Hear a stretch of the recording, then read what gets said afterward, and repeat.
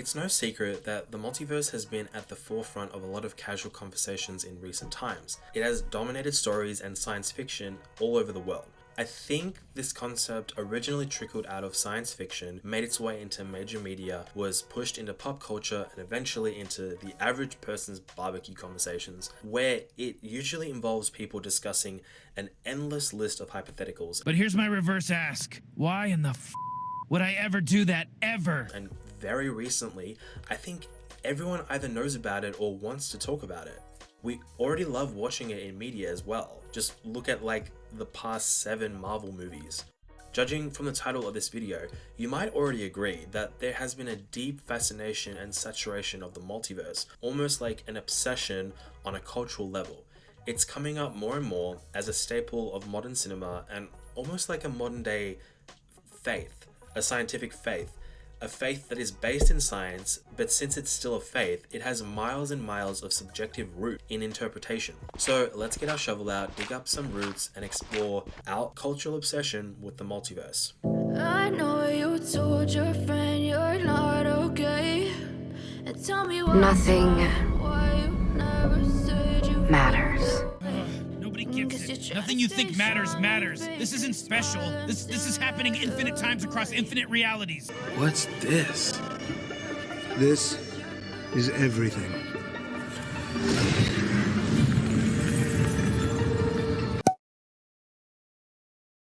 Just to start us off, the multiverse, or multiverse theory, is the foundational idea that our one perceivable universe is not all that is in existence. And depending on who you ask and what you're watching, it can be explained in many different ways. However, in general, the multiverse refers to an infinite supply of universes beyond our own, above us, next to us, within us, or something else. There's no one agreed matrix for how we can describe its fullness. All that is constant is that there are multiple universes in addition to ours. One thing I find funny is that about this cultural shift is that the jump from talking about ours to all of them has been really fast and apparently easier to do. I don't know about you, but I struggle to picture the size of the ocean. So let's not leave our universe on the timeout bench. We still have trillions and trillions of kilometers waiting to be renovated into planets that we colonize so that they can build more village cinemas and show movies about the multiverse. Okay, let's continue. How the theory has been translated into media is through its varying depictions. Another thing that is constant is that since there are infinite universes, and if we exist in this one, mathematically we have to exist in more than ours. As universes pile up, reoccurring events and thoughts and ideas and people pile up. These versions of ourselves are usually called variants. So that's the basis for the multiverse. It's infinite and so are we. The multiverse also has a reoccurring philosophy, one that I will focus on for the next section of this video, and I will try and explain why nihilism has actually contributed to our obsession with the multiverse. And then,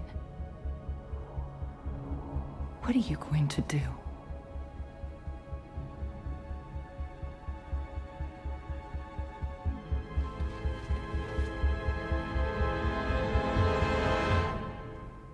Win. For this section, I will be referencing Everything Everywhere All at Once and Rick and Morty. Evelyn Wang was an ordinary woman struggling with everyday things like marriage, family, finance, and her relationship with her daughter Joy. She learns that the multiverse is real, and that the way it works in this movie is that it's like a grid of nearby universes, all relating to the choices one has made that correlate to changing the universe and its rules. So if everything Evelyn is now is number 1, and her decision to rob a bank last week is number 2, that universe would be right next to her. Then a universe where she has turned into a cyborg cheese taco would be number 3000 and would be so far off the grid. Very busy today, no time to help you. One of the profound messages of the movie was trying to teach us, the audience, that the smallest choices and decisions across lifetimes alter drastic outcomes in the future, and that this changes universes.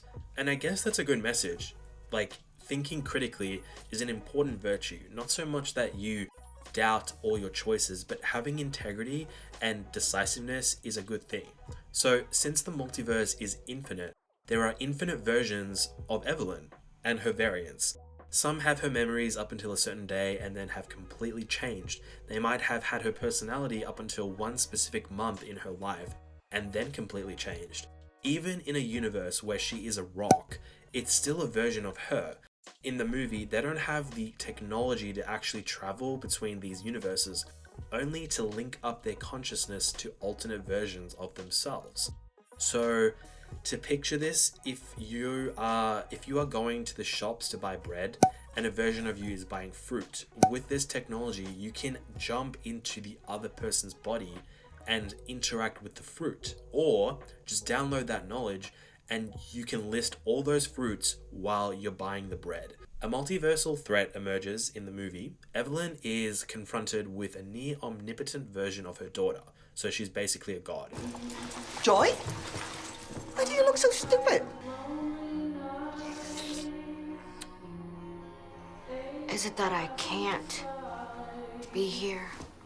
Hands See, right. I can physically be here. But what you meant to say is you're not allowing me to be here.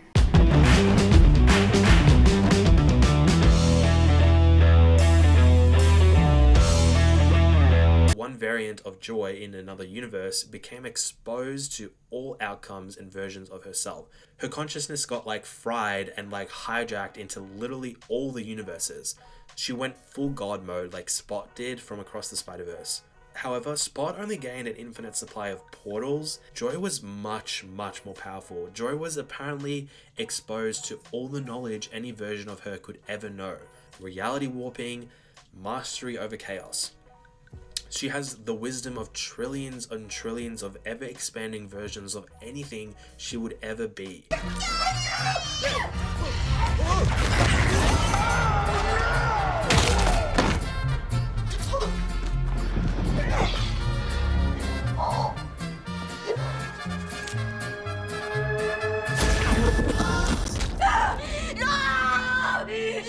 Oh, don't worry, Evelyn.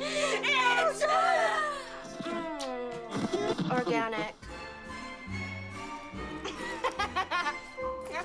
She was clearly holding back. What's curious is that because of this omnipotence, the unbelievable power that she possessed, a certain collective philosophy started to suffocate her. Nihilism. The philosophy that life in its entirety is completely meaningless. Your actions have no consequences, all things of existence have no value. So at point blank, the multiverse's philosophy is this philosophy. They often go hand in hand. Characters who interact with the multiverse come to this conclusion very often in their stories. So it's not just a coincidence, and even regular people like us, who vaguely believe there might possibly be a multiverse, nihilism often comes out of this thought experiment. The reason for this is because if you accept the unfathomable scale of existence, the layers and layers of infinity that we exist under, and then try to picture yourself in that, what are you left with? Humans are logical, most of us. To understand the scale of the universe, it's really easy to start believing our lives are microscopic and are void of any true meaning. In fact, how could we have any true meaning if we are really but a second in the entire history of the universe? And that if you add the multiverse onto this discussion, it amps everything up to 11. As to conclude that we are just snowflakes that come into existence only to be doused out. Rick was also a nihilist in Rick and Morty. He also came to the same conclusion very quickly. Rick and Morty is a show about the smartest man in the universe and his grandson Morty as they adventure through space and time across whimsical planets and galaxies. So Rick created two of the most powerful pieces of technology anyone will ever create: the portal gun and the central finite curve. In the show, the multiverse is also considered infinite. That's a given. What Rick did was he created a cosmic filter that made it so the multiverse as it stands was encased in a barrier that made it so all universes where the factor that he isn't the smartest man was shut out, cannot be accessed. Rick, he invented the portal gun to go between universes, but Because of this cosmic barrier, anyone on his side of the barrier could never find a universe where he wasn't the smartest man. Jesus, he's not a f***ing god. You don't know what I am. You don't know what I can do. It's cool, Rick. I'm Doctor Who in this motherfucker. I could be a clone. I could be a hologram. We could be clones controlled by robots, controlled with special headsets that the real Rick and Morty are wearing while they're f***ing your mother. So Morty could open 1 billion portals, and not one would open to one where Rick wasn't the smartest. Both Rick and Joy, with all the power that they possessed, even God-level beings came to the same conclusion of existence. If God beings surrender to nihilism, why would any of us not do the same? Now, I'm obviously not going to leave it at that, as that would be really depressing, and we drink cordial here on my channel, okay? We try and keep people smiling. So obviously it's not as simple to suggest everyone who believes in the multiverse is a nihilist and everyone who is a nihilist believes in the multiverse. It's not that simple. But we don't need to spend time searching for exceptions to the rule, as Joy's and Rick's family members, Morty and Evelyn, also clearly believed in the multiverse. They have seen it with their very eyes, but they came to somewhat of a different conclusion about the meaning of life, the meaning of existence. For Morty and Evelyn, they didn't need to ignore the multiverse to find meaning. They were very aware of it, but through acceptance, they managed to get to a place Rick and Joy at first really struggled with. What is the truth? Nothing matters. Oh, Joy. You don't believe that? Optimistic nihilism. True to the lack of meaning for all life, my life has the meaning I create. Morty gave his sister this philosophy when she was dealing with an early life crisis. You're not the cause of your parents' misery, you're just a symptom of it. There? That's my grave. Wait, what? On one of our adventures, Rick and I basically destroyed the whole world. So we bailed on that reality and we came to this one. Because in this one, the world wasn't destroyed. And in this one, we were dead. So we came here and we buried ourselves and we took their place. So, you're not my brother? I'm better than your brother. I'm a version of your brother you can trust when he says don't run. Nobody exists on purpose. Nobody belongs anywhere. Everybody's gonna die. Come watch TV. Morty agrees existence at large might have no singular meaning, but his own life and the life of his sister can actually have meaning, teaching us, the audience, that your life has the meaning you create, and so enjoying life at your own discretion is your choice and can be done. Evelyn also gave this philosophy to Joy. She noticed that happiness was always in front of her. She just needed to grab it. Waiting in the wings. The universe He speaks of senseless things. is so much bigger Written you and me. than you realize.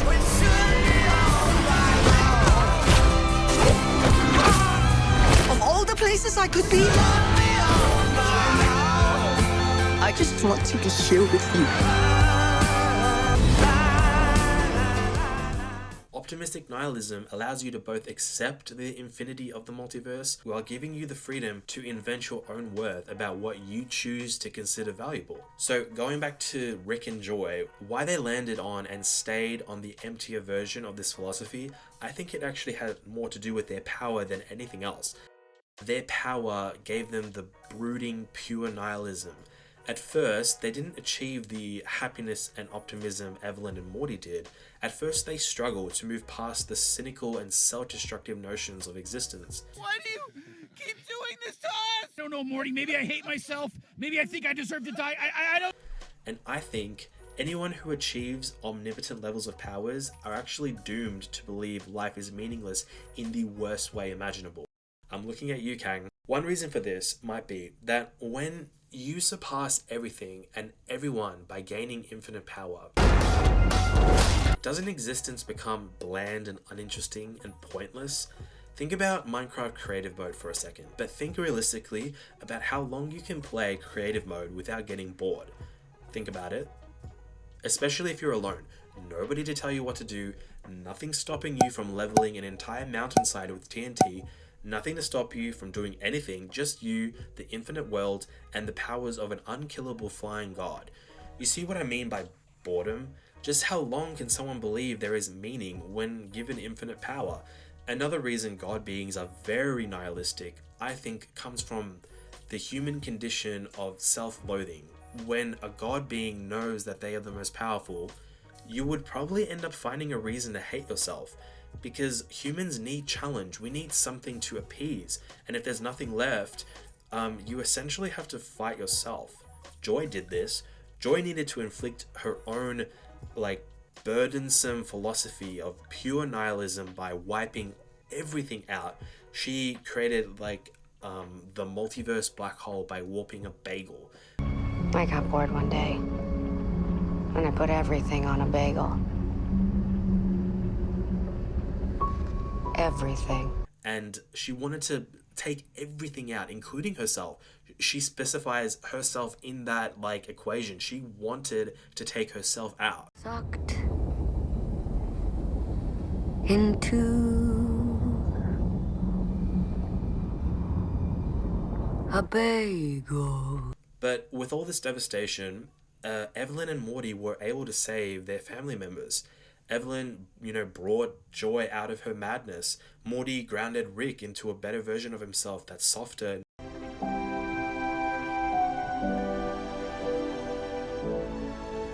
You're crying over a Morty? So what is with all this back and forth? What am I boiling down to? Why is the philosophy of the multiverse something audiences like? What's my point here? I think the multiverse actually affirms all beliefs and philosophies, all religions. So if we all have our own ideas about what's life's meaning, all human beliefs about life's meaning falls under the two philosophies we have just discussed, optimistic and pure nihilism. Hey, Evelyn! Bagel! That if there is no meaning at all, or if there isn't, I can make my own. Whatever you choose to believe is technically correct in the vastness of the multiverse.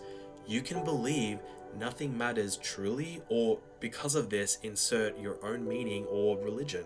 Any religion, dominion, spirituality, all of it. It's equally valuable and unimportant. And since the multiverse affirms everyone's beliefs, it's appealing. We have become obsessed with its affirmation and just want to see more. We want to consume it more in media.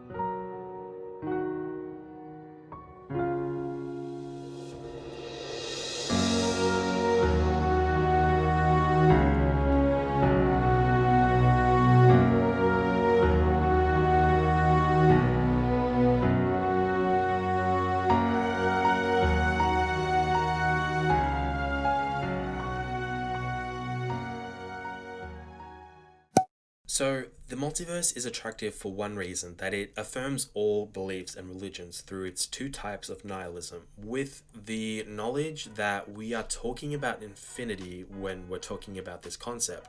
What people like to talk about even more than the meaning of life is instead the countless versions of ourselves.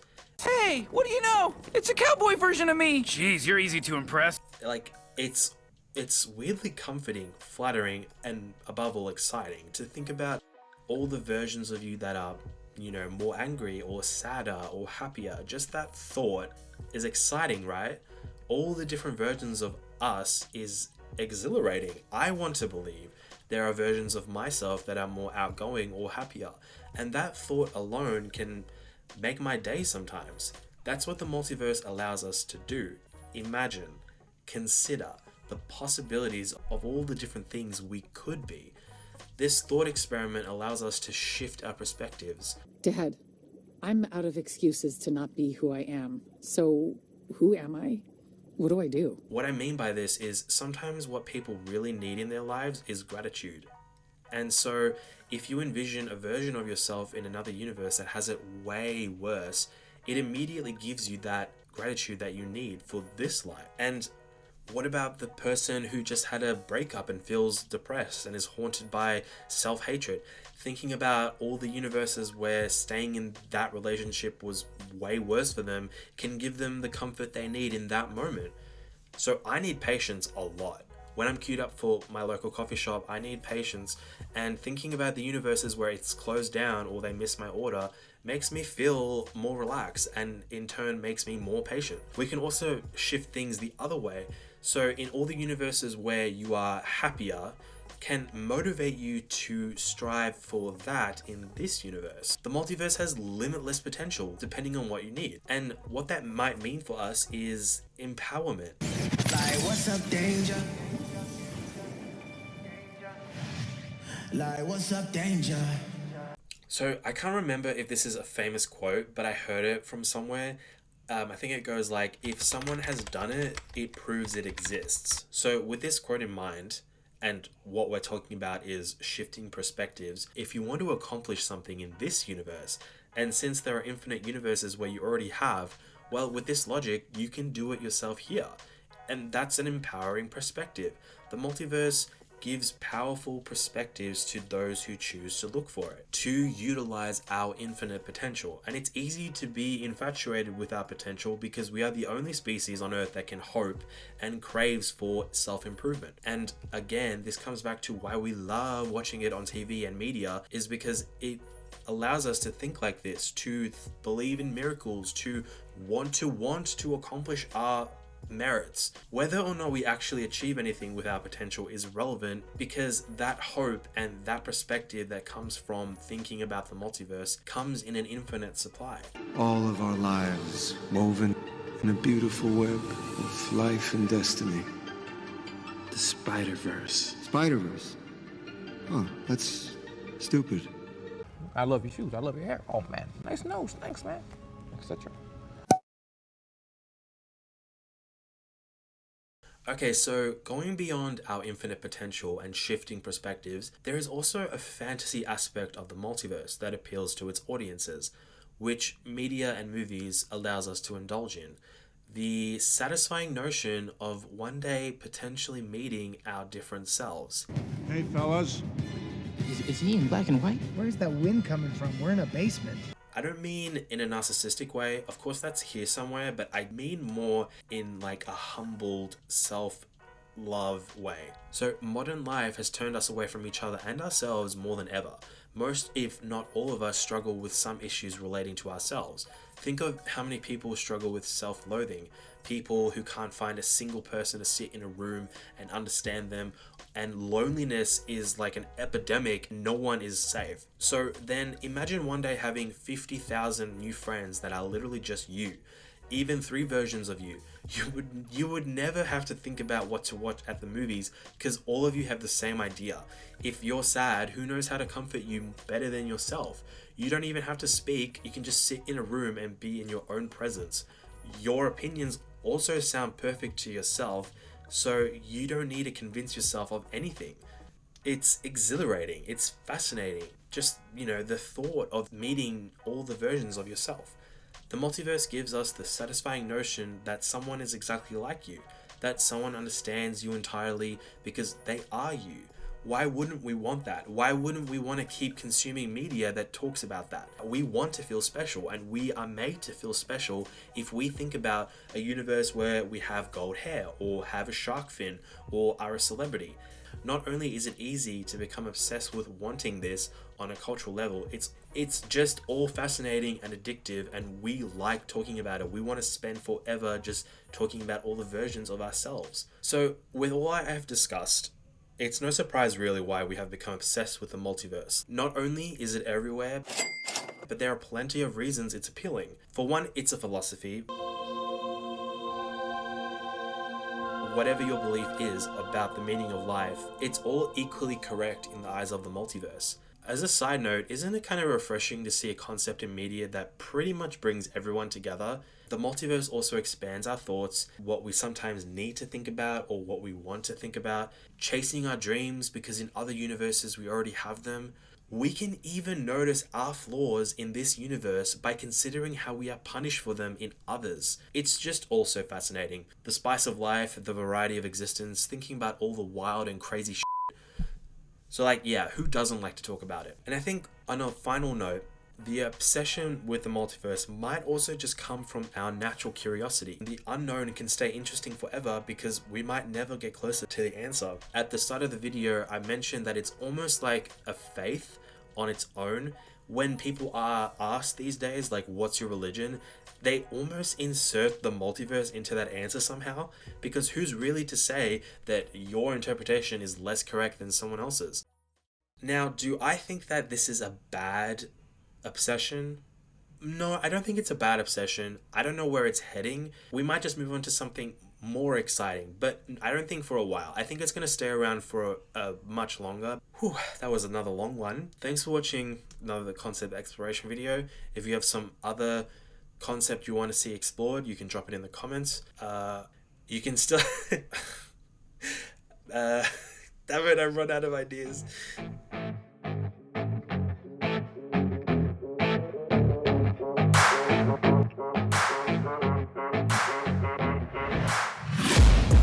Taking shots at the enemy. I'm gonna make it to the top, leave a legacy.